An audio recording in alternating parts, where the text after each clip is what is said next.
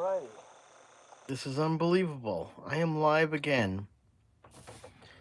I know people do this thing where they sit and wait around for people to join, but I mean, most people aren't going to catch this live. I'm literally jumping in your day, whatever you're doing. It's a Sunday. I know it's been a minute. Like most people, it's hard to explain. My livelihood is recording, and I had two records, three actually. One is a local musician, Michael Lemo. I just finished his record. We went right up. What's up, Paul?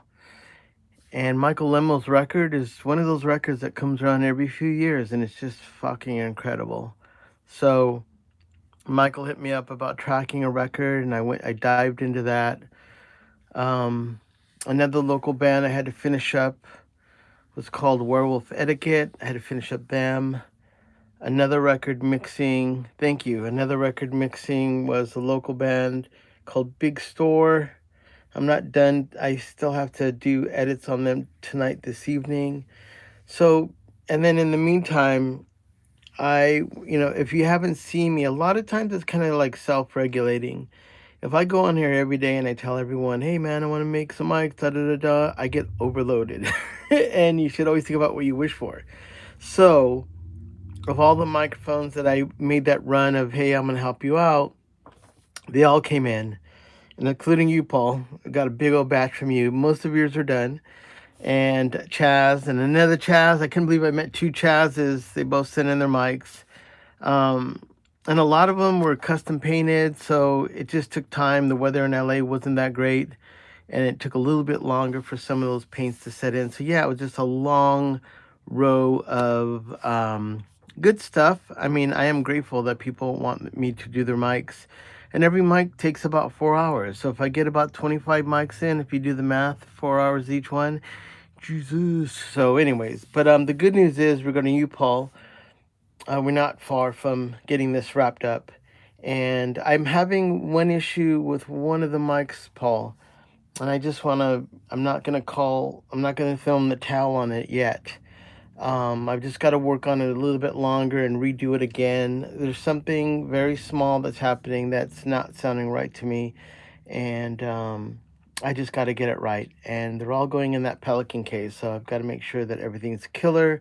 At least I can sign off on it and be really positive as I load them in the Pelican and head them out towards you that they're all fucking aced. And I want to ace them all.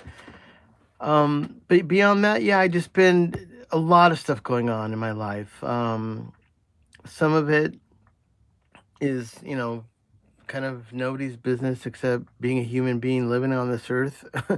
And most of it is good. My own ribbon mic has gone through the final stages where I'm actually looking at all the parts done. And there was one error in the metalwork that I'm trying to get figured out. That's going to get sorted. But I will have a physical microphone of mine, at least three, that are being made to start testing. The transformers, it looks like, are going to be made hopefully in Southern California, which is pretty goddamn incredible. And I can't say too much more about it till that really does become finalized and I put some money into, not me technically, but all of us. I have some partners that we all put our money in to get this transformer sorted. If I can get it, it will be with one of the greatest manufacturing companies, I think, in the US. So the fact that we're getting this all done in Southern California, there probably will have to be a disclaimer assembled in the United States because I don't know if we're going to be able to source the magnets out. And I think that, Chinese magnets, there's nothing you can do about it. I'm going to look into it. I know the guys in Audioscape had mentioned to me that they had someone that had sourced out for some magnets, but those may be Alnico, and I'm doing Alnico magnets on probably a microphone about 2 or 3 down from my list right now. But I think the neodymium may be the best because this is a smaller microphone and the magnets are way stronger. And unless you stack them, because I think Buyer 160s are stacked Alnico, so I have to figure it out. First of all, just physically being able to handle the mic and make sure that it works and install the ribbons and get the transformer sorted will be the biggest issue. And then I'm going to start to research the Alnico magnets. But the subject of this was a really great budget ribbon mic to explore working on. This is from another Chaz, if you can believe it. Not the Chaz that's in New York City that we knew about, but this is another one. 2 Chazes in a month is pretty crazy. They're Charles. I never knew Chaz was the nickname for Charles, so there you go. Maybe I'm just been naive about that.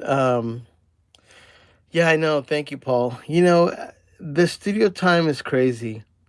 As much as you see me here and on Instagram, that doesn't necessarily reflect the life. I have musicians as much as people looking for their microphones that are like, hey, we have to get this record finished and edited and da da da da. And I don't really have a studio where it's like you find me in a magazine, or it's always word of mouth, and it's always bands that I know. And I have a certain profile on my Instagram, which I attract certain bands because of other bands. It's kind of like a worm on the end of a hook. Like I have a stylistic approach to recording, ends up attracting bands within the pond of my, if you can imagine an aura of my signal.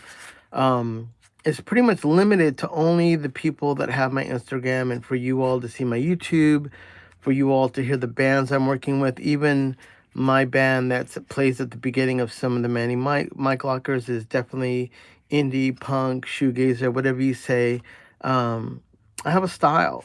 So in that sense of that, when I get records that come up, it's a big deal. They're not given to me. They're earned.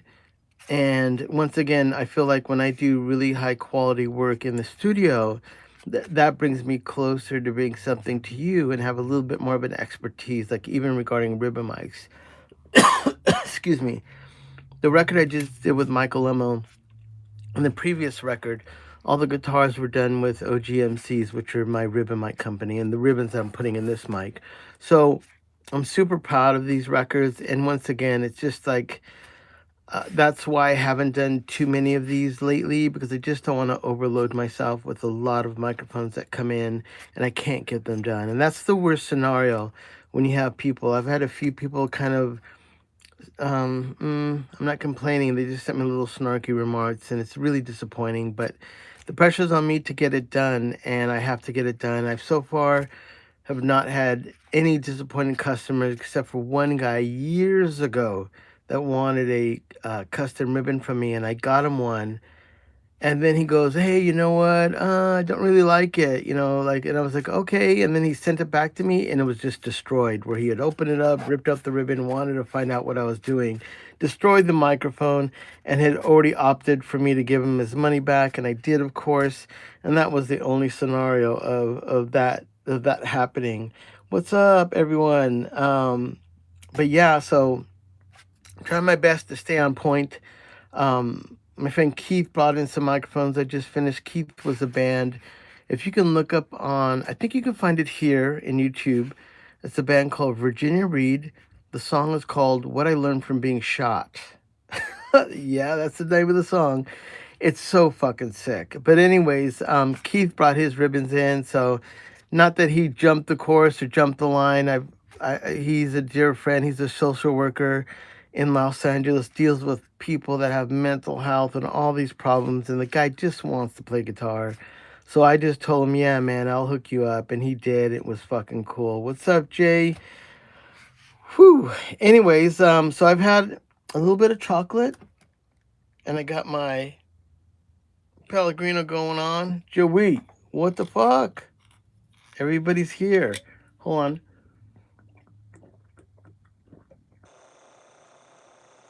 Also, thank you guys for the membership. I just looked at my account today, and I have 7 people as members. Membership is not really subscription. It really does help out, Joey, and basically become a member. And I have some content coming up that I'm only going to share to my members. And it's not a lot. It's not like, look at doing ribbon mics is definitely like not like I'm showing you my tits or something. So it's not like I'm fucking gonna rake in the dough, or I've got, oh my God, I'm gonna get 100 million. Like, no, we're talking like 12 people in the world right now are concerned about ribbon mics. And I happen to think they're all online right now with me right now, including Joey and Paul and Mary and Sam, if they jump in, and Joey. I mean, so anyway, so let's get to it. Now, I'm bringing this to attention because this is one of my favorite mics to do, Nady's. Nady's were super cheap back in the day. No one cared about them. But if you notice, this is the same mic as a Golden Age, same mic as an Apex, same mic as a Shiny Box. It's the same company in China that makes these microphones that just rebrand them for new companies. So if you get a Nady, they should be a lot cheaper. I know that Golden Age does one that's a tube mic that looks just like this. I just did 2 new ones that were just like that.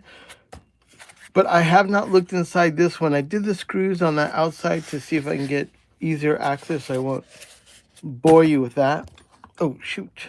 Let me get this cable around. Comes with a long cable. And they say for ribbon mics, I think it was a 3-foot cable is good for the mic. And once again, I like these mics a lot. These are definitely not sought after, I don't think. But if you look at Golden Age and Apexes, Shiny Boxes, 210s, 205s, back in the day, this is exactly what they were. So, and I was kind of shocked when I opened up the Golden Age one, a recent. It looks exactly like the Apex 210. So this style of whatever, it's a one-shop stop. You get a hold of the Chinese company, you tell them what your logo is, and they give it back to you in a tube or, active or passive, which would have nothing inside. This is passive. That's just the style of it. So if you want to talk about saving some money, you can find these microphones. Now the ribbons, even the golden, even the brand new mics that you get, and part of my French, are just shitty ribbons. And it doesn't matter, I say, and I add from China. It just means that the ribbon department, they don't really care. It's about buying the mic. It looks fucking cool. But to tell you how good these mics are, is they still sound fucking good. I'm a fan of the MXLs, which I always tell you about on getting.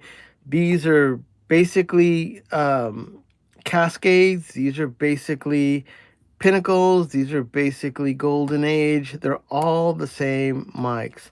And a lot of them have the same Chinese transducer. This one, I don't think is. It's going to have more of a transducer that I believe is kind of a smaller version of an R84, which costs about $1,400.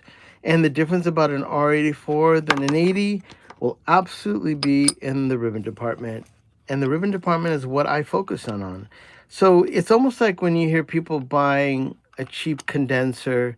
No, it doesn't sound like a Neumann. No fucking shit, man. It's like Neumanns are precision made, and there's gold and platinum and all the shit they do to the capsules, and the metalwork is on machines that they just don't make anymore, and they only have them in Germany and Russia and, East Berlin in Germany. But the Chinese, I will say, they're catching up, and their capsules are pretty damn good. My favorite company that makes microphones in the world right now is Bee's Knees out of Australia.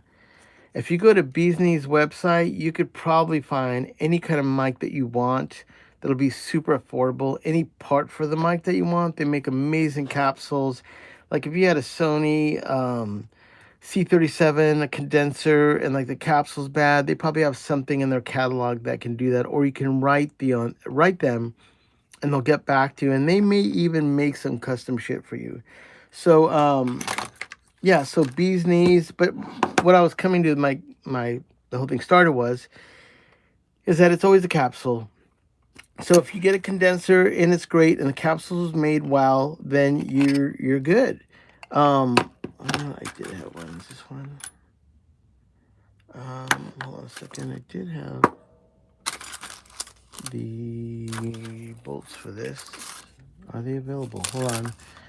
The toolbox got rearranged here, and I may have put some stuff away. Son of a bitch. Okay, I think these are ones I need. Is that gonna do that one? No, it's not gonna do that one. Where's the other one? Oh, there it is. See, I still got it. So, and like I said, the ribbon department is the same thing. It's like the work of the capsule, the work of the ribbon. I spent about 4 or 5 years designing my own ribbons, learning how they work, finding out the best way to corrugate them and what are the best thicknesses of ribbon and why certain thicknesses work. Early on, I did not understand what the fucking big deal was about Coles. I mean, being a producer, I was like, who gives a fuck, man? Those fucking mics suck because they're gonna fucking break.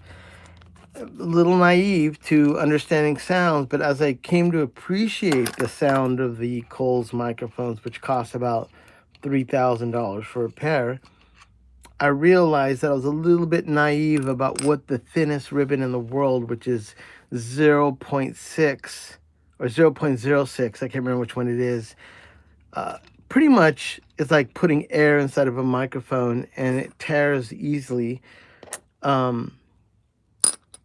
That those ribbons, you cannot get a sound. I cannot tell you that I'm going to make this mic. I can tell you that it gives you a big sound like a Coles or a big sound like an R84. But even if you have an R84, even if you have a AEA and R88, even if you have a Royer, even if you have a Buyer mics are different. They're like super cardioid, but I mean, it doesn't matter. Anything you say in the world of microphones, one mic stands out in all of them, and that's a Coles.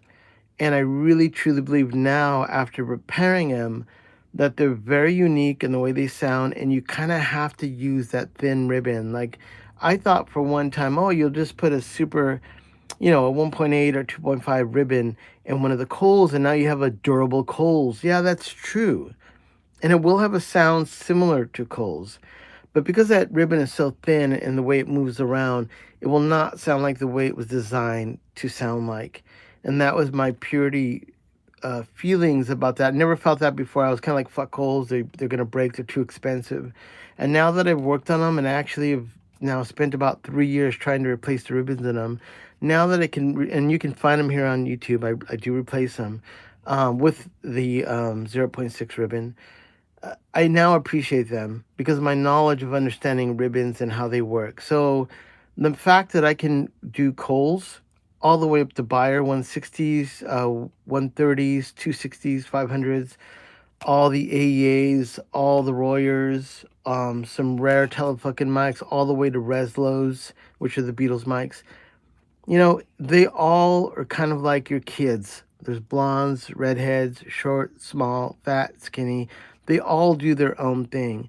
And that's the knowledge of having tools in the toolbox. What I love about these are very utility, get the job done. In front of a drum set, single overhead, on your guitars, on a singer, a crooner, tambourines. I mean, you name it. Ribbon mics are fucking dynamite. But a good ribbon mic is a massive difference from just a normal ribbon mic. And I think these were sold as the dream of, hey, for $200 or $100, you can get a ribbon mic. Awesome. But guess what? When you put a rad ribbon in it, now these become like R84s, like N8s, like expensive ribbon mics, because the ribbon mic department and all those companies are super fucking serious. Like, there's no fucking around in the Royer ribbon department because they weigh each ribbon. If that tech who's installing the ribbon, that ribbon that he just weighed it, and it's too heavy, you gotta lighten it up. You gotta get the ribbon right. When you looked at AEA, when I've been over there a few times, and they're doing like Jack White's microphones, super serious, and there's no fucking around. So anyways, I approach that mic and these mics this way. I'm like my own Royer ribbon department, my own AEA, Coles, Buyer, you name it, I'm my own ribbon department, and I care about strictly the ribbon, and I can add 2 to 5 dBs of sound. Or I always say 3 to 5 or 3 to 6, depending. But speaking of Paul had these really wonderful mics. I think they were called Super Lux. Never heard of them before. I thought they were the ones that I had seen before, but I didn't. Man, when I added 3 to 5 dBs to those mics, they sounded hot as fuck. I mean, they sounded like I was running the ribbon into 1176, putting it on the guitar. It was incredible. So I don't know it all. And thanks to my friends sending mics in, I can definitely grade them, rate them, which are the best. I am a fan of Nady's, and once again, Chaz, we are opening up this motherfucker and we're seeing what we got. Okay, so now this is something that was interesting. When I got the, now this is an older design. This could be maybe 10 years old, 15 years old, maybe even 20 years old. Apexes, Golden Age, they have the same design. Now, when I started doing ribbons, everybody would say, take this out. And they say, remove this. And then you're left with the microphone and it sounds better. But I'm not going to do that because I'm just going to give this back to Chaz the way he wants it. I remember back in the day, everybody wanted those removed because this is almost like a, not like a gauze, but with the silk. But see, what I don't mind about the silk, which is interesting, is that there's silk here, but then there's silk here. So it's kind of redundant. And I think that, I think removing the silk on this inner one would make the mic sound better. Actually, I'm going to go for this because I think it's too much. You're already stopping the sound source with the first layer of silk. And even if you get like Beyers and BK5s and old RCAs, they all have a little silk screen inside. So I'm going to put the cage back. Once again, I don't know what this is basically for, holding this in place. So I don't think it needs this either. And I think the mic, it opens up some of the top end by doing this because all the apex, and that's what I did with these. So now you have this, which has a nice screen. You still have the silk here, and you still have the silk here. So it's not like you're removing that. But I think back in the day, these ribbons aren't too roadworthy. And I'm going to put a really roadworthy ribbon in there. I think the top end of this mic is really going to jump now. So that was something that, and the other Chaz out of New York, he had one like that, but I did leave these two in it. And the only reason I did, because he was really, really familiar with the sound. And I didn't want to do anything that was going to upset that. And he's skilled enough where if he was to call me back, he could remove those himself. It's not that big of a deal. But I'm going to do this one for the Chaz inside. Now, I can look in there, and I could see, you know, this ribbon is a little bit wasted in there. It is a pop filter, and these holes are actually to stop woofiness or low end bursts. When the low end hits the screen, only the sonicness goes through and kind of reflects the low end. So these are needed to keep the mic from being too bassy and too boomy, and they're on both sides. So we're gonna just pop this one open. Let me kind of wrap up this cable. I think it's going to become a nightmare as I work on it. It's going to keep on falling off the table. But, yeah, so that was the thing back in the day. When you get these mics, you just remove that. And this is really just holding that in place. And I just don't think it's needed. I think when I put a strong ribbon in there, an R144 doesn't even have the silk in it. And still sounds pretty fucking killer. So I'm just kind of going with the Manny mojo here. I'm doing what I do. Talking a lot of shit already.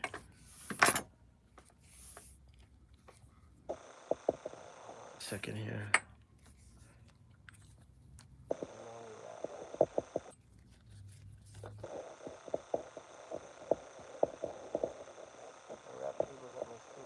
That's when I wrap them.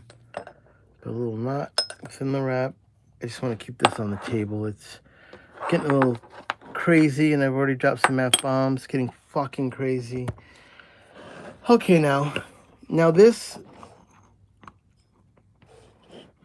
Let's see here. I think I need to get this onto a little schnizzle manizzle here. Find out if this is gonna work. This will be fine. All right, so I gotta find out which one's the top and which one's the bottom. That's the top. Now, if I remember right, you gotta move all the screws in the top and the bottom of these. So I'm gonna go ahead and do that. Thank God I've been doing, I've just got a few come in the last month. So my little socket set, I had to go out and buy a new one. But to the most part, just trying to get the job done. So these have two sizes, not that one. I think it's going to be this one. Yes, it is. That's not going to work. What am I doing? Got the wrong connector on it. Hold on now. Hold it now.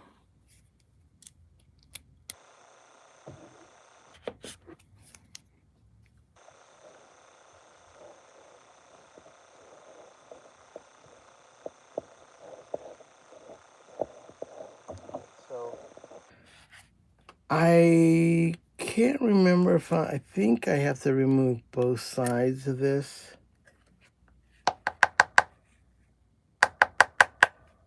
Great. Got a screw that's stuck in there.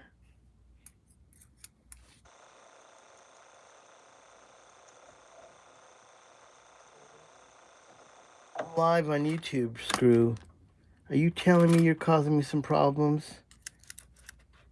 And I have to find something to go through the whole mic to push that out.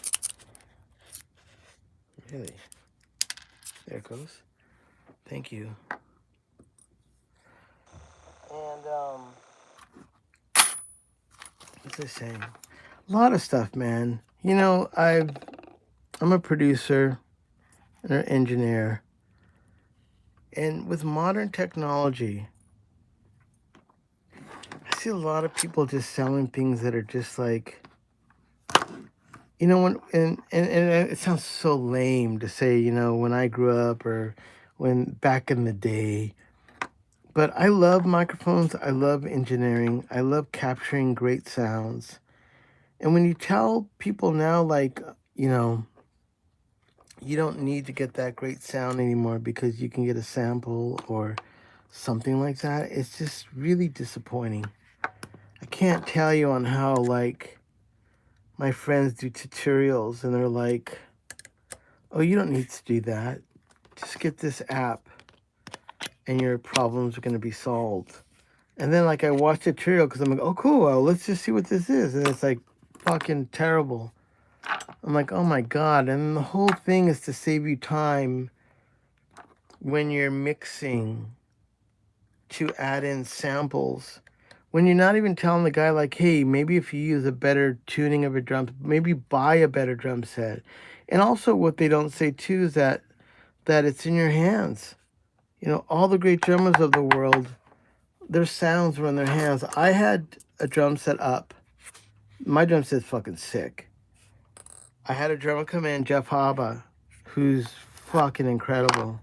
If you look at my YouTube, probably a few videos back, you're going to see one about what does a drummer sound like or something like that. And Jeff Haba's the drummer doing a drum solo. I think he did two. I have two solos of him. That same setup, which I didn't change, I had another drummer come in. And I was just like, oh my God, I suck. You know, I was like, my drum set did not sound good. My miking didn't sound good. My technique didn't sound good. And it was just like, is it the drummer or is it the engineer? That's up for debate. But my feelings were that it was the drummer. See, this one already has the silk screen to one side, and we like that. So this ribbon has a long corrugation, which I'm going to change. Now, in the defense of this ribbon, it's trying to be like a R84. This is identical to an R84 by AEA. Maybe a little bit smaller, but that's what I love, the style of a transducer, because the sound comes around this. Look at this. This came off. I know where this goes too. All right, we got to put that one back. So there's a problem right here. Oh my God, this sucks. These microphones have an issue with the magnet. And right there, you can't see it, but that silver coating on the magnet is coming off. And that means that when the ribbon hits it, it's scraping up against that. So the nasty part is I have to clean that. And it was the only thing that was wrong with all these Nadys and all these shiny boxes were that. and it sucks. Second. So looking at that magnet's fucked. I can clean it up, but that's not good. But still a good mic. Once I get it cleaned up, it'll be fine. But I'll show you how I'm going to do that first. But now I have to figure out, I believe we are going to, I think we're going to have to remove both sides on this.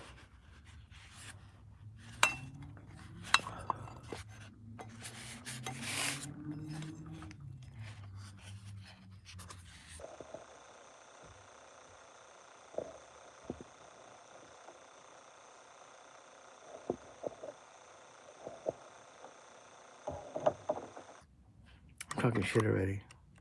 I was talking shit, and I forgot I was talking shit. I'm losing my mind. I'm losing my mind. Losing my mind. I know, I'm singing that song. No, the problem is, though, that magnet is glued. And if I flip it, the glue's not going to stick to that eroded side. So it's a little bit of a bummer, and that is what's wrong with these mics. I was going to tell people initially, if they had Apex 210s, I was going to say don't send them in to me, because there's a good chance that that's what's happening, and I can't really fix that. On the Nadys, I've rarely seen that happen to Nadys, but these RSM2s are one of the oldest ones. Screw out.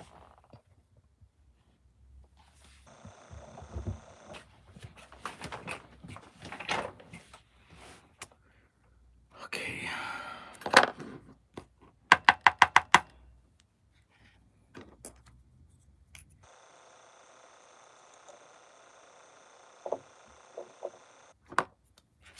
But, yeah, that was something that happens to all the Apex and the 210s. And then even Shiny Boxes, like, I know the guy from Shiny Box, he actually sent me out some magnets to replace Shiny Boxes if I ever got any.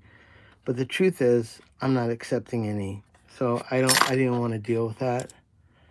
And if you have a Shiny Box, I can't help you, because those magnets are so nasty to fix and repair. I just don't want to, I can't, you know, can't really, you know, I don't have an option of helping them out because the magnets are your shot. The only thing you can do is get the dimension of the magnets, go online and buy another pair. But my thing is, though, I'm not going to spend my time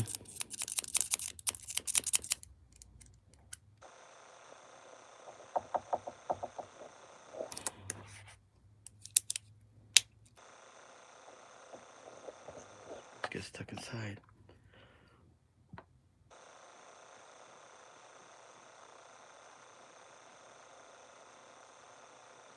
You know what? Here's what I feel about. Thank you for asking that question, Skull and Dreamit. I think some of it is weather. Somewhere if you're by the beach and there's erosion, that possibly could happen.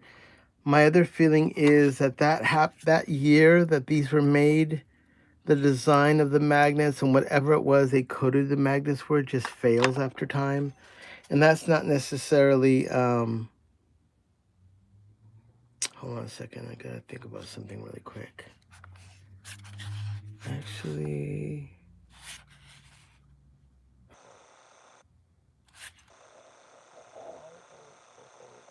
okay, this is crazy. In the other mics, this grill was on this side. I just realized that this grill is on the underside. So I don't think I necessarily need, but wait a minute. I think I need to do the bolts. Hold on. Yeah. There's no way of avoiding it. I thought maybe for 1 second I didn't have to remove this, but I need to have access to the bolts on the far side. And this is on the far side. Still a bit of a nasty situation here, but hopefully we can get through this together. Okay, hold on a second. Let me just do a quick analyzing this.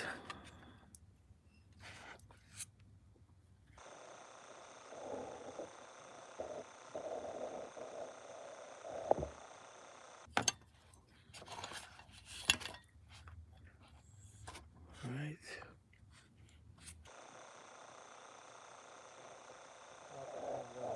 Both sides because I need to have access. These little bolts on the other side that I have to make sure they're tight. And I don't think I'm going to be able to do that from one side. Huh. Well, let me just try first. The other ones were a little bit different in design, and the cage was on the outside like this one. So when I removed it, I'd have access to this. There are some bolts that are holding the backside down that if they fall through, then I'll have to remove it all. But for right now, let's just try to see if we don't have to do that. So let me put this back, which would hold it.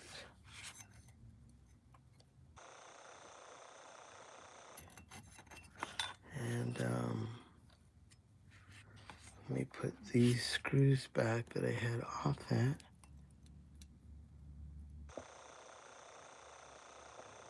Hold on. I'm mumbling to myself. Sorry.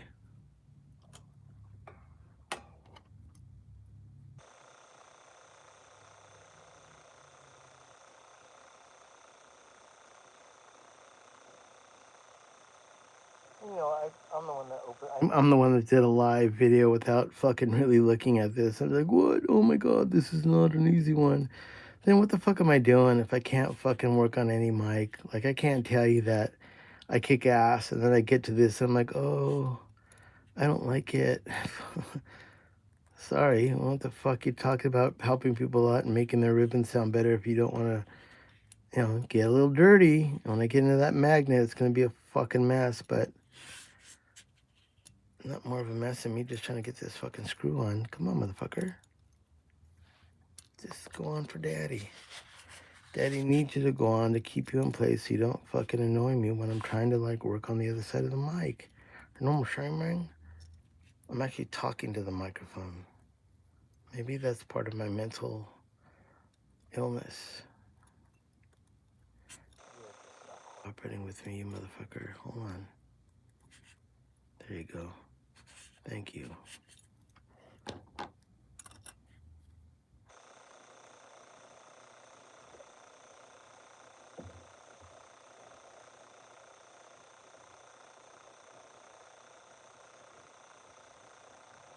The other side. And like I said, these are a little bit backwards than the other ones because this cage used to be on the outside. And I don't know if that was an error in the making of this or that's the way they did it.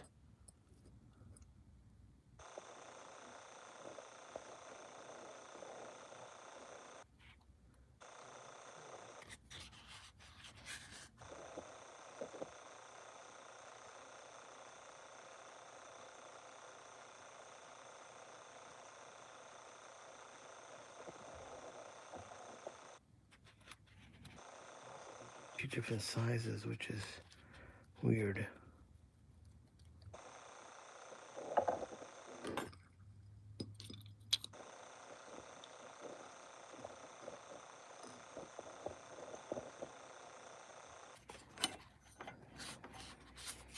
All right, now that we've done some little Sherlock Holmes madness here, I'm starting to cook a little bit here at the studio. I have a little fan that I use. Let me get this connected. Hold on a second.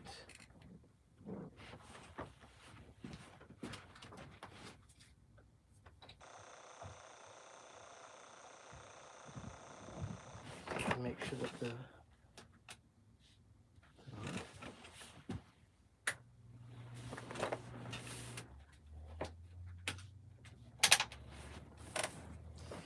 You have to turn off all the air here and it gets a little hot. All right, so now back to business. We'll see how these screws hold up when I remove them. If they're not gonna hold up properly, then I will have to get in there and make sure. These are the wrong ones.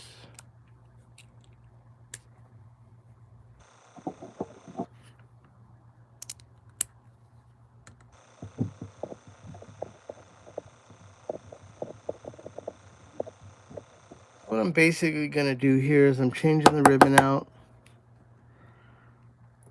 and what it will do for the microphone, this corrugation, maybe back in the old days you're like, oh, that's cool. Well, you know, after a while, that's not cool. It's not gonna sound good. When you get RCAs that are those $4,500 ribbons, and you've got that kind of lightweight, wavy corrugation, it's part of the sound. But you also have a 5-pound magnet, two of them, one here and one here. Completely different design of that. And so achieving a high end and low and mids out of this corrugation into a small transformer, probably not the best. But if you would add a 5-pound magnet here and here and then run it to the same transformer, you're probably cooking with fire now. But that wasn't their job. They were just trying to make something affordable that was cool. So I'm not talking shit. I'm saying I like these mics. And for someone that doesn't have $1,400 fucking dollars, this is a good option. But you have to add the Manny equation. But here's the other thing. These that I'm doing here are technically kind of tutorials.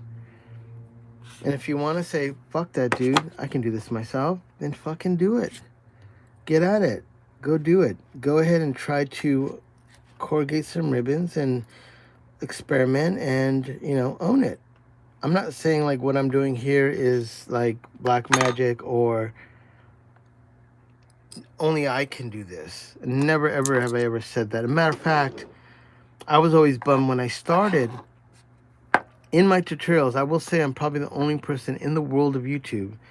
You will see re-ribbon a Coles 4038, a Buyer 160, a Buyer 500, a Buyer 230, a Buyer 130, one of the oldest Telefunken ribbon mics ever made on earth, BK5s. I've done all the videos on those because at the time when I was trying to learn, everybody was a fucking gatekeeper and you couldn't find any information.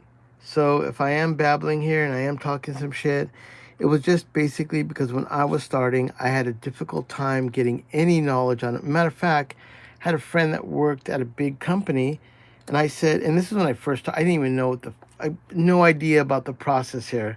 I offered to take him to lunch because I said, hey man, I'm thinking about making some ribbon mics. And he said, no.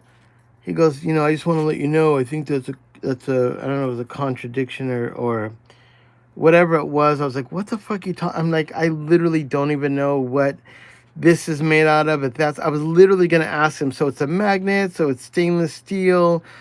No idea. I didn't know anything. And the guy told me no. And I was like, what the fuck is that? And then later I found out that he was all about the DIY community. Like, oh, they helped him make his own microphone. I was like, well, how does that work out? You lean on the DIY community to help you make your own mic. I'm part of the DIY community. I literally don't even know what the parts are. And if you could just explain to me, stainless steel, metal, iron, copper, grill, silk, what does it do? These two wires, and, you know, all the things that go. These two wires are like a humbucker pickup. These will reduce noise. Who would have known that? Well, I'm telling you that. So there you go. You've already learned something. Okay, so... Oh, fuck. I didn't even look at that ribbon. I was talking shit. Where'd it go? I already destroyed it. Where's it at?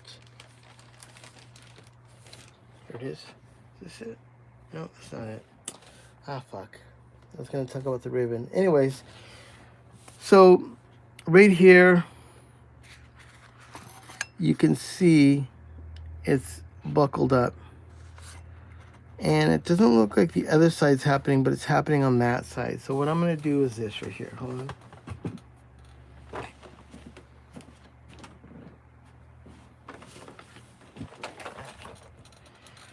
because I did so many shiny boxes and so many apexes, literally Scotch tape.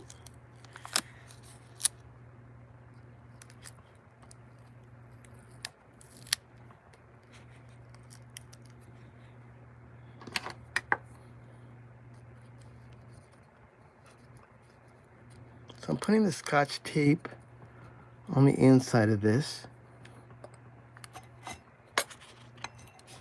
And I'm basically going to then rip it off. It's kind of like when you're doing like your coochie coochie and you want to get a little Brazilian. You know what I'm saying, man? I don't know if you know what I'm saying. I've never done that, but I'm just speaking. There's some people out there that are, maybe you're a bodybuilder and you're worried about, you know, something's happening, right? So then I'm going to pull this off, and I don't know if this is going to get released or not. I want it to. Almost, not really. It didn't really do it. It didn't break it. Okay, so I gotta do this then. I think this is gonna be nasty in there, so I'm gonna put this tape on the inside. Someone just made a comment, what am I doing? Am I making a bomb? No, this is a microphone.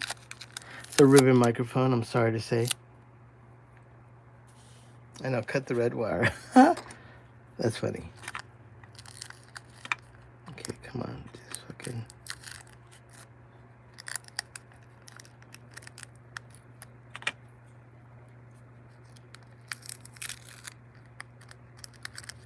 I think I get a new piece of tape in there. I'm gonna put the tape down there because that little piece that I'm gonna do is gonna get nasty. I just ran out of my tape, but maybe it doesn't matter.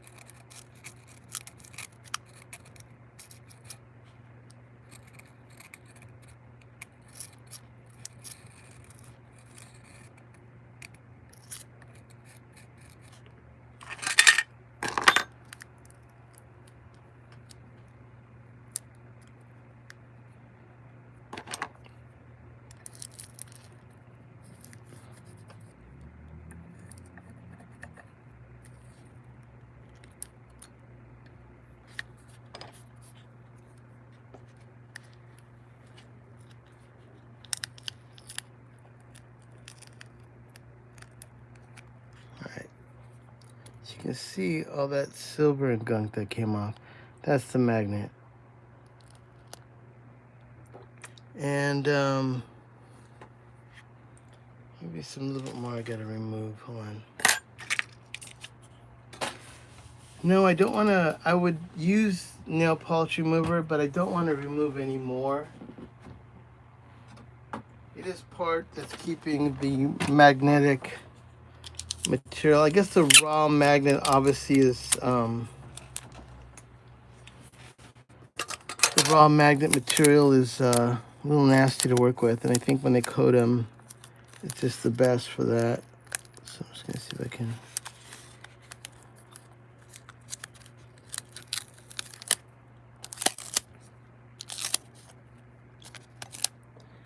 Not what I wanted to do today was to clean a magnet, but it's gotta be cleaned. I am just Mr. Thumbs today.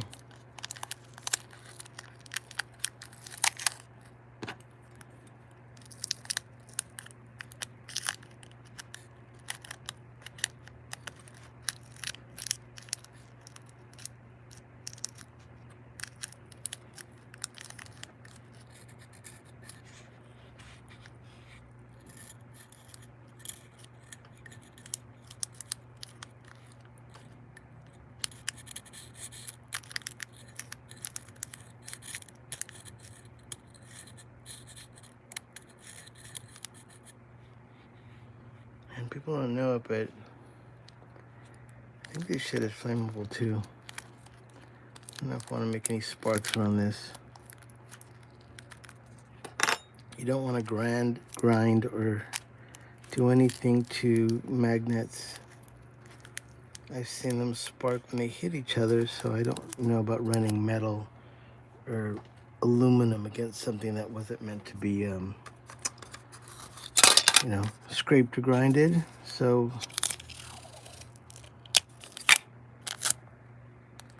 let's see here.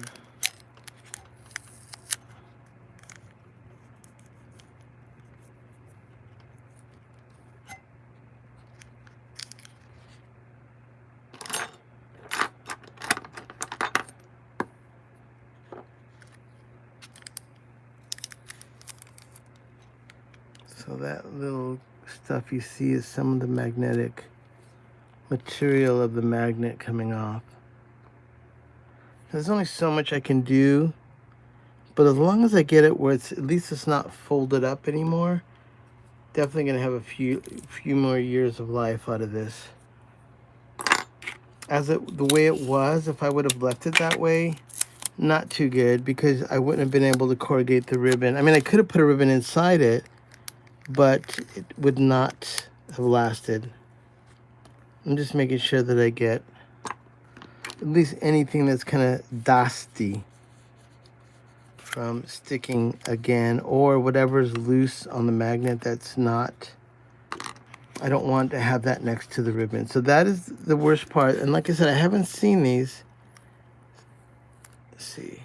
Yeah, still some came off. But once again, compared to having that huge piece that was sticking off the edge, probably not good. And it doesn't decrease the magnetic force, because obviously that is just kind of a coating. So it should still be pretty good.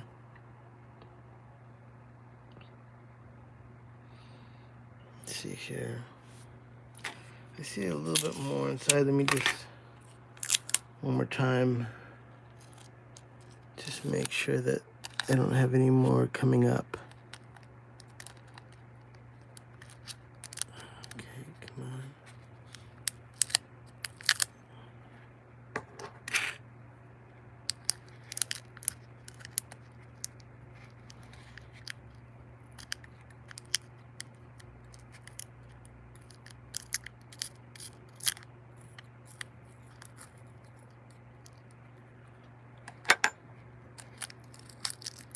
And once again, no one told me about when I did these ribbon mics how to have to clean magnets.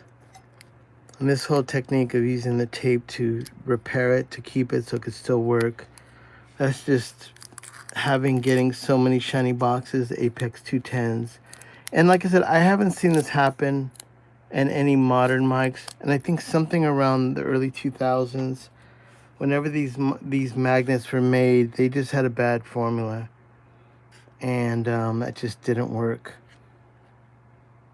So yeah, if you can see the inside now, it's definitely flat again. You can see that where it's shiny is off, but if you look at it this way, nothing on this side is poking out, and that's what it was. Like, if you can imagine this is paint peeling off your house and kind of folded into the path here, this path needs to stay clean.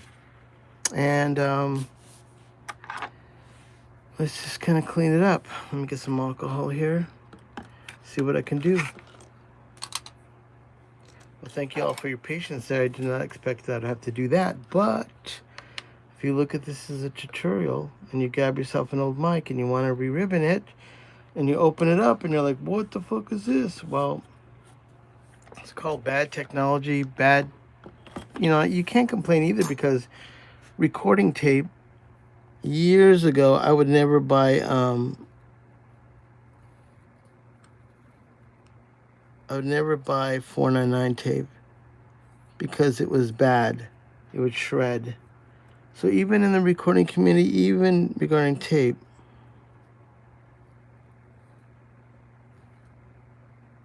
is that good? Get that a little off there. So, you know, sometimes you just don't get it right. And they didn't get it right, but I don't want any residue in here. I don't want anything with that powder getting anywhere on the ribbon. You know what I'm shimmering? So I think that's okay. Okay. Now that we've done that, the ribbon looks doable now to have a ribbon put in it. That was kind of redundant what I just said, but okay, what I need to do now is measure the gap on the ribbon. Yeah, I mean, there's sometimes you just get a bad era. You know, Paul's mentioning there's a question in 2002. There was for some reason, there was a bad. Some of it is just formula. Some of it is like a company taking over another company, and like they fired the old man that did the formulas, and they think they got it, and then they make it, and then they realize it's fucking not right. That's kind of what happened here. So I'm gonna take it from this.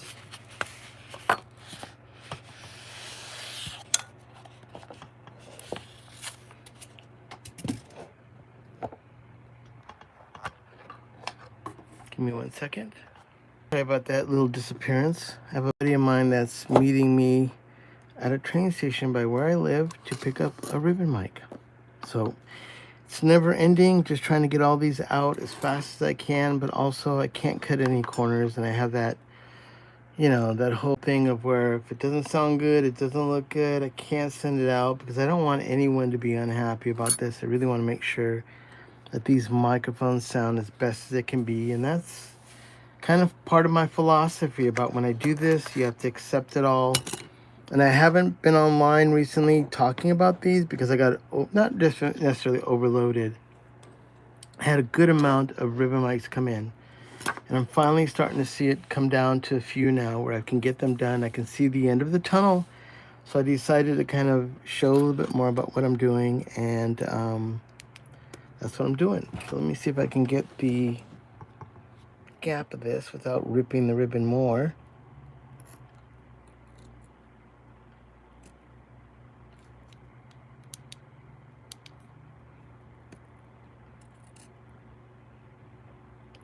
$5 millimeter looks like. Yep, 5 millimeter.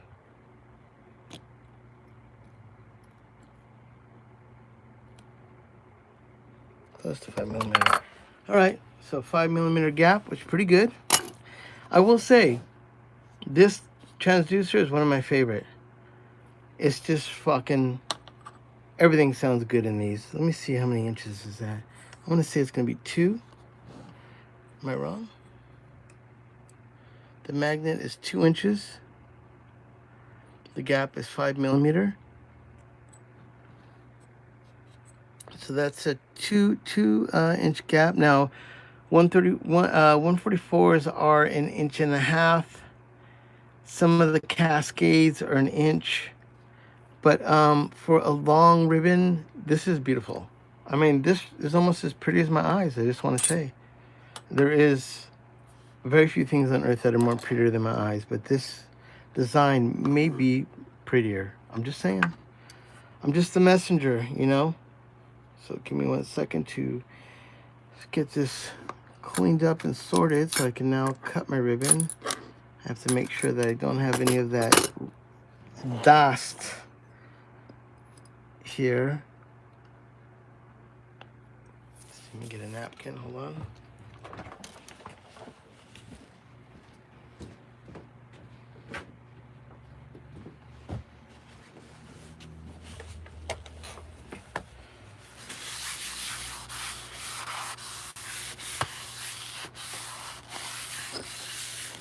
A little bit. Just gotta make sure it's clean. I don't want any dust on the ribbon. The reason I say dust like that is my wife says dust like that. She says, oh, it's dusty. She sounds like she'd be German, but she's Filipino. My wife talks better than me. Like if she said, if I go, oh, dusty, she'll say, You mean Dusty? Like she she always says it better than me. But I think because her first language is, she speaks in Tagalog. Mm.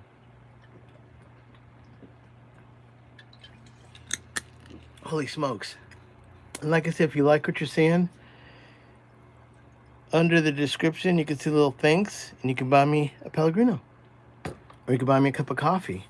Or even better, become a member. And then soon I will be sharing something with 7 of the members I have now. Something very cool. And I hopefully will have that coming up in about a week. So please add me as some membership, not only subscription, but membership. If you want to buy me a coffee, that's kind of how I stay alive. And my coffee addiction is fed by you. I don't drink. I don't do drugs. I haven't drank since 2008. So I won't be buying any Old English from your donations.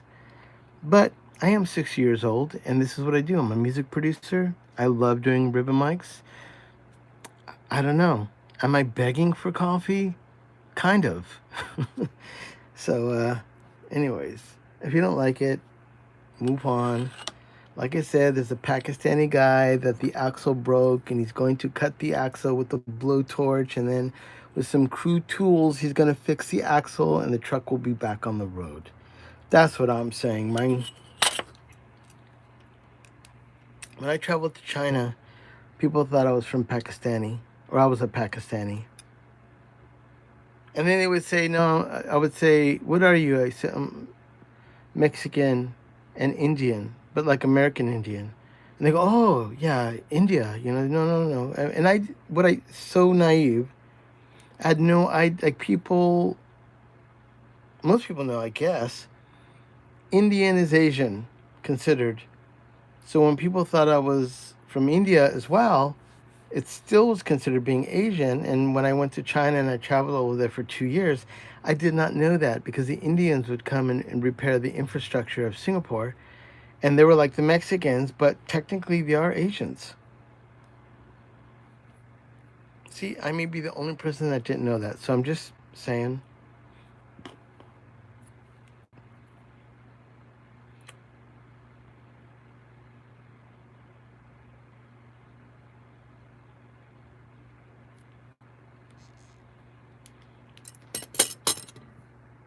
All right, we're going to put this a little bit out of the way.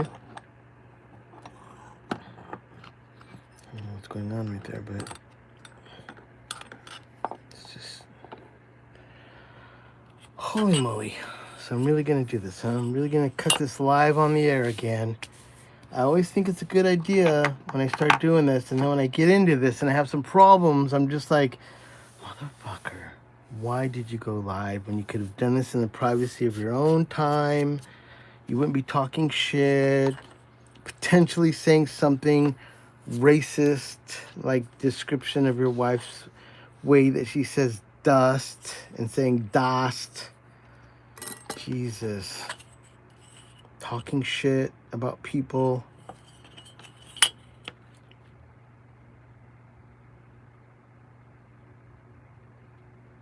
Hey man, Denver, checking it out. Denver says, I snuck your 144s into our tune at noon session at the church at the studio in Tulsa. I'm impressed every time. Dude, that is amazing, Denver. Thank you so much. Denver is another cat that trusted me to do the ribbons. I appreciate you telling me. Do me a favor.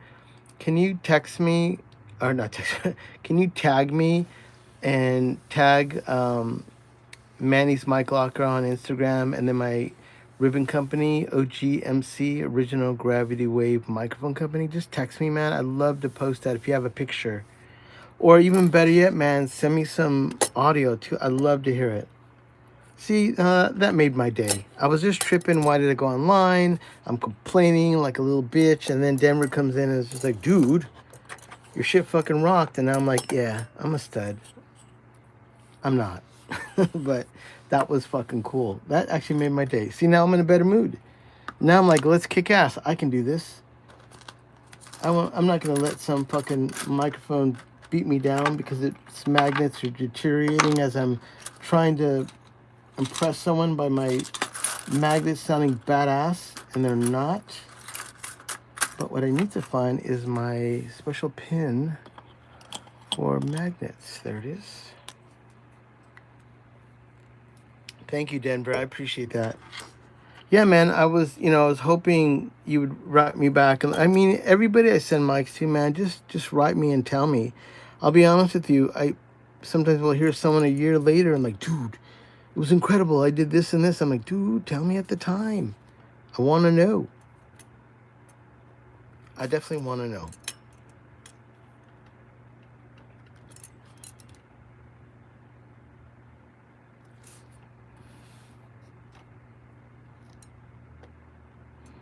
And if you want to add me to your Instagram or my company, I'll try to reach out to you, say hello to me, and definitely trying to get some people to become some members here. I got 7. I can name them all, and I'm gonna have some content coming up that I'm only gonna share with some members.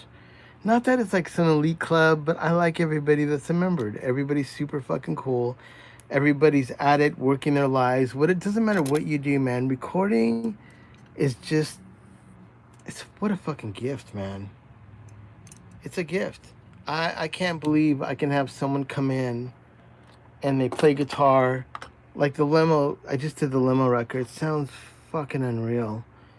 And once again, I'm only as good as the people I record. And Lemo came in and just made me sound like a fucking god. The drums sound great. Kenny was the drummer. He killed it. Greg Coates on the bass. He fucking killed it. And Lemo just fucking nailed it. I mean, that guy plays crazy guitar.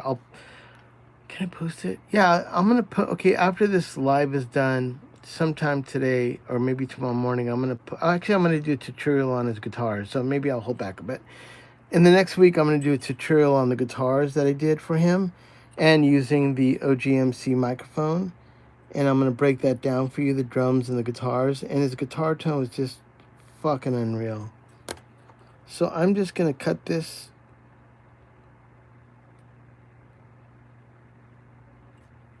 Hopefully, one and done.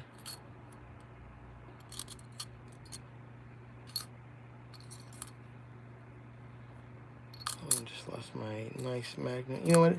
I think it's time for a new magnet. I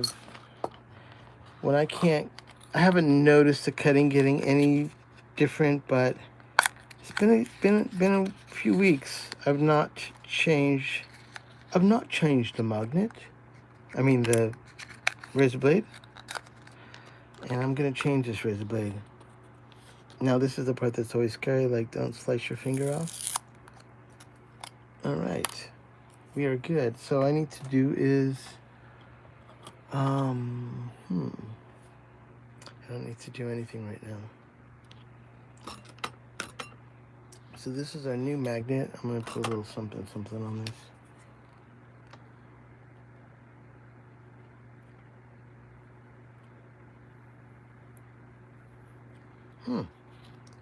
There it is, a little happy face. I know which one is a good magnet. So, I mean, why do I keep saying magnet? Razor blade.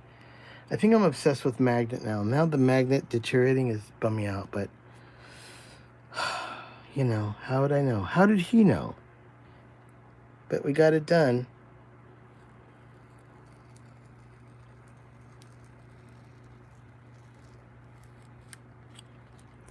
All right. Now, if you haven't followed me, you don't know what I'm doing. The ribbon microphone works off of sheets of foil. This is the foil. And yeah, it's discombobulated. Thanks, Paul. So this is the foil that I buy, but I buy it in big sheets and I cut it into smaller sheets because this is really fragile and I keep them all in separate places. If somehow a book was to fall on this or I was to drop it, it's like $100 down the drain. So I care for them and I'm trying to be careful as I can. This is the last of one sheet. I have one more over here, and then I think I need to go into my stockpile. If I only have a few left, and I have to basically cut some 4 more or 5 more into small workable pieces. that I then can cut the ribbon. So give me 1 second, because now we're gonna corrugate. We're gonna corrugate with my discombobulator corrugation. I need to separate this piece from the paper. Oh shit. Alright, so that's my happy face. Put that right there. Oh shit. Let's get ready. So corrugating is, these are gears. I'm gonna drop it in there, and as I turn it, it's gonna give this kind of like the way that looks. It's gonna make the foil look the same. That has a lot to do with the sound. So I'm putting a pretty dense corrugation in it. I'm using 2.5, which is more of a durable ribbon. And because I'm corrugating it the way Manny does it, it's going to be stronger. It's going to add some more dBs of sound to the ribbon.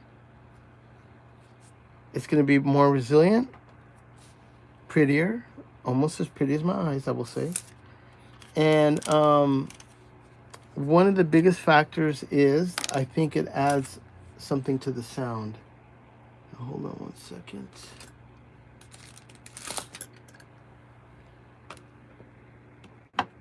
Let's put this stuff out of the way. It's getting in my way.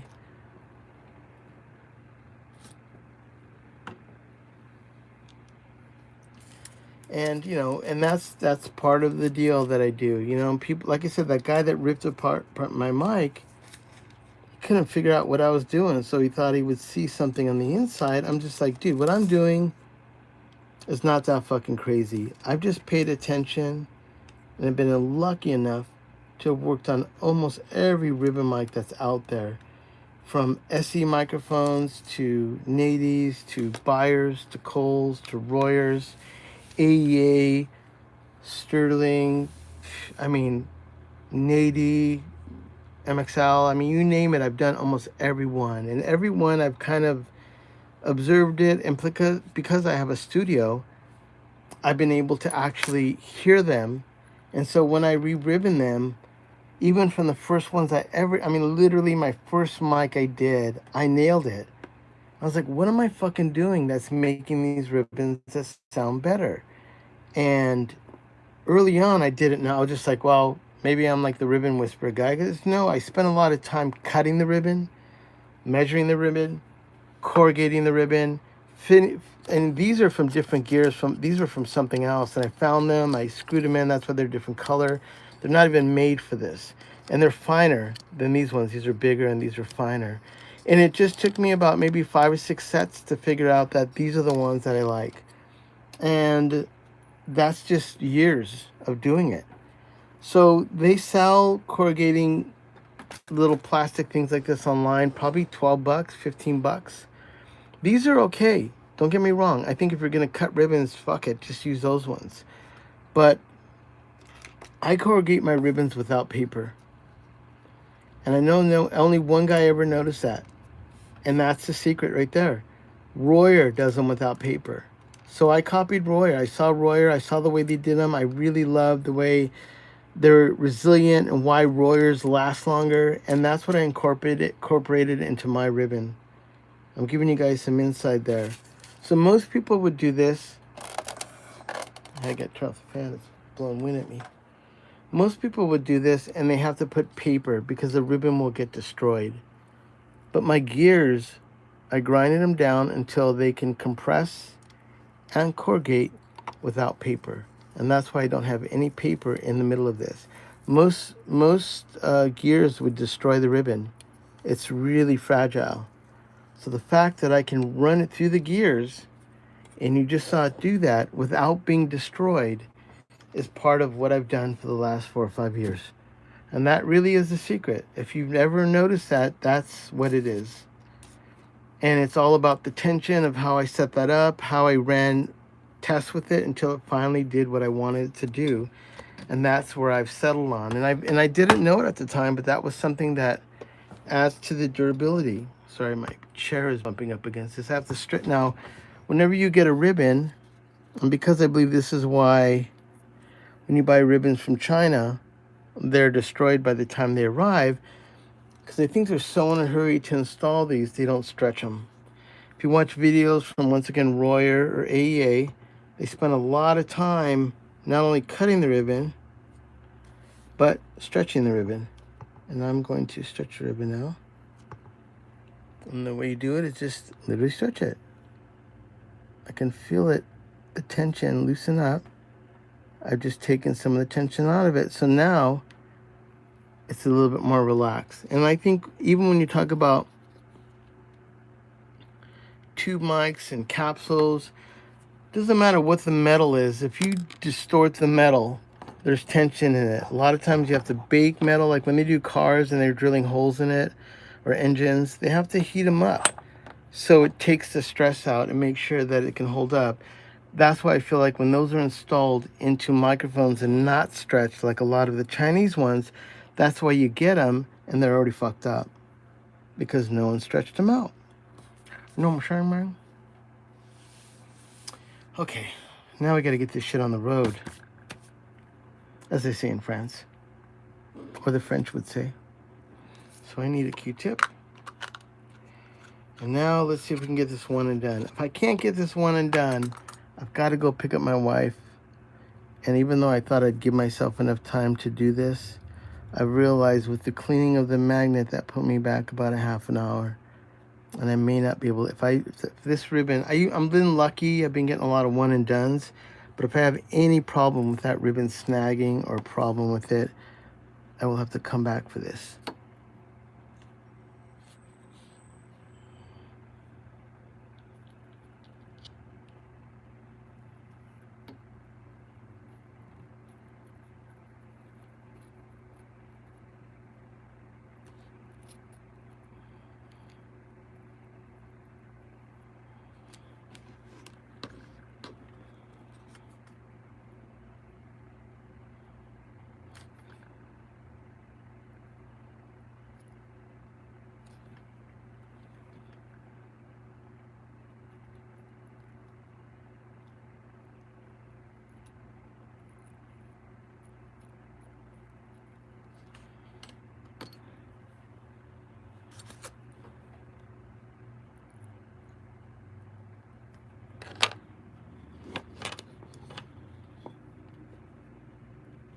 When I stop talking, it means I'm tripping balls.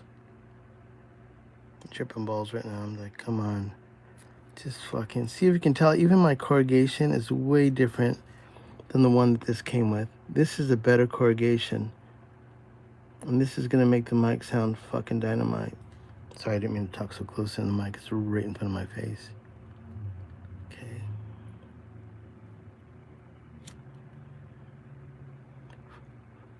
Now that's too laxed, but you can always tighten it a little bit more. There's a long ribbon. I gotta get it right.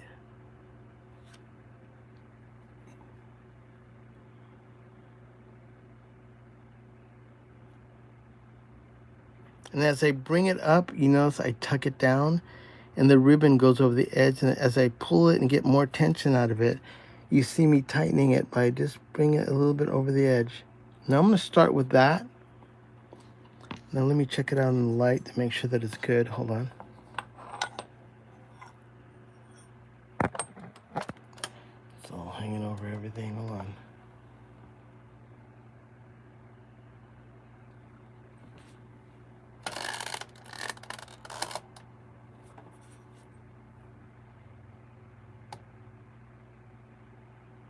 I think that's pretty good.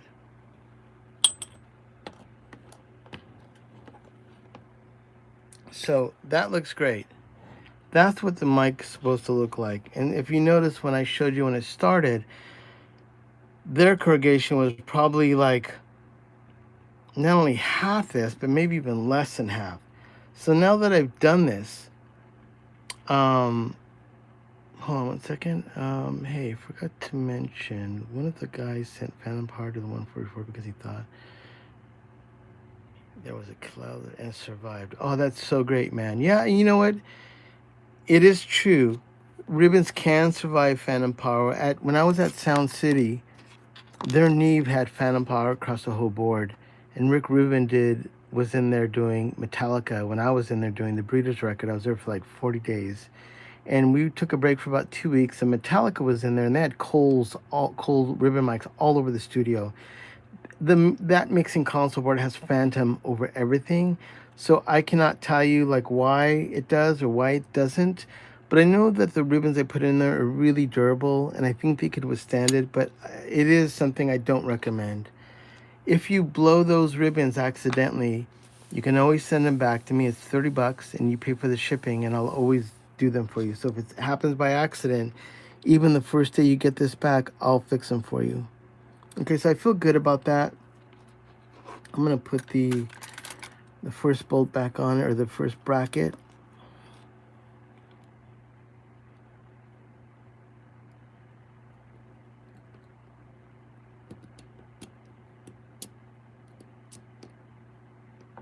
Okay. These are always a nightmare. Now these, if I forgot how stressful these are, these bolts want to fly off. And those bolts are too big. Son of a bitch. These are the wrong ones. They need the smaller ones.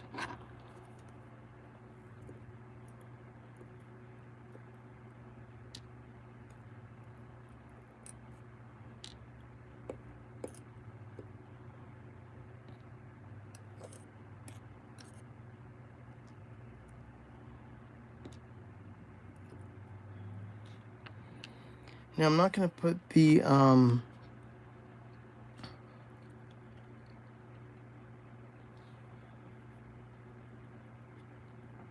not going to put the other side down until I get these bolts tightened. 'Cause I can't tell what the tension is like right now until at least secure one side. You know what I'm trying, man? I'm doing these just tight by hand. You don't need to crank these down with the fucking might of the gods. It's just a little bolt. I don't want to bend them, and I don't want to tweak them. So as much as strength you have in your hands is usually fine for this.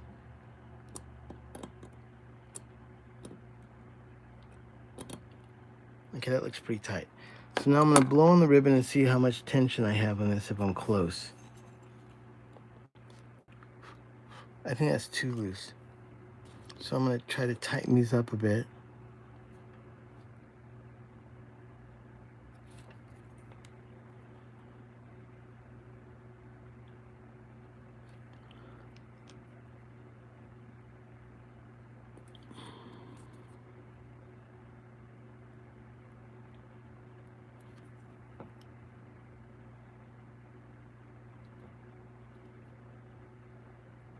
So you can tell I'm pulling on it and then tucking it in the back. A little bit more, a hair more.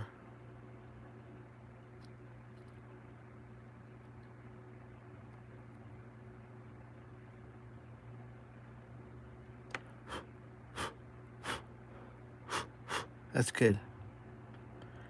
Now let me just check it one more time in the light to make sure that I have all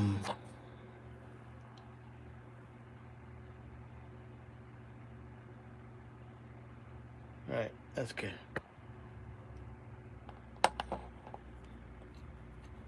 All right, so this is turned out to be a success. Not yet. I'm not out of the thing. These screws are a bitch, man, because if I put them back on, everything has the magnets screaming to be pulled back in the magnets.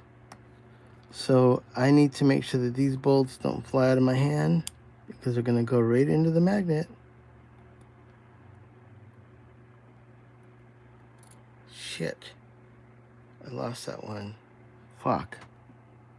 Let's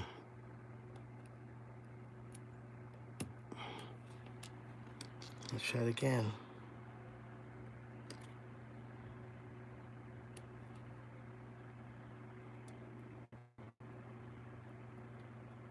Someone with fucking fat fingers. I don't know how I always get this shit right.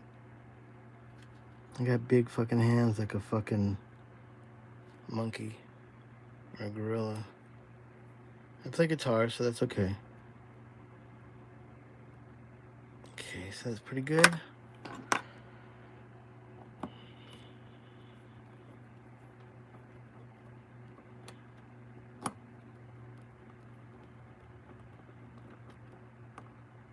Oh yeah, sorry, this is an RSM2 Nady. I had my eyes on the ribbon more than the questions. Thanks for filling in there. Sorry about that, Ellie. I did not see the question because I was pretty much tripping balls over here. Okay. So everything looks good. Now that looks fucking sick. Now that is like if you open up an R84, a $1,400 ribbon mic, that's what you would expect to see inside. So this is the whole point. All these ribbon mics that are under 500 bucks, 400, 300, they're all probably mostly assembled in China. I would say the best of them are probably going to be Fatheads, Pinnacles, and also SE Voodoos 2s, and the newest ones. Those were all probably 500, 600 range. And then starting with the early Royers at about 500 or 600. Especially the SEs and the Royers will have a high quality ribbon installed. I've seen the ribbons from SE and they're pretty good.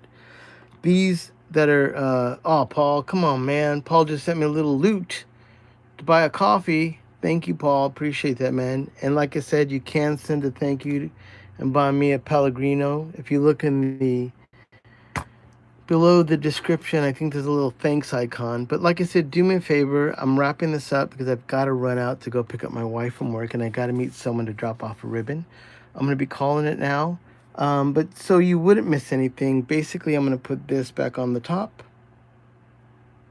And then I'm going to install it with this cage back into it, and this mic will be done. But the benefit is now, so don't ruin this, is you have a beautiful ribbon. If you remember what it looked like when I first opened it up to this is high quality. This is, may I say, delicious sonically.